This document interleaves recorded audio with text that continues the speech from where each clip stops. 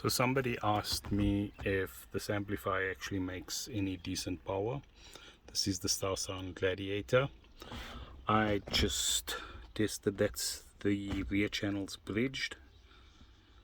144 watts RMS. It's in dyno mode, SMD. The no bullshit meter. Yeah, 144, I think that's decent. 3.5 ohm. Look, it was at a 2 ohm static load with enclosure, impedance rise and so forth. That's a little DVC 8-inch woofer. Yeah, that's a lot of power from this little amp. I'm quite impressed.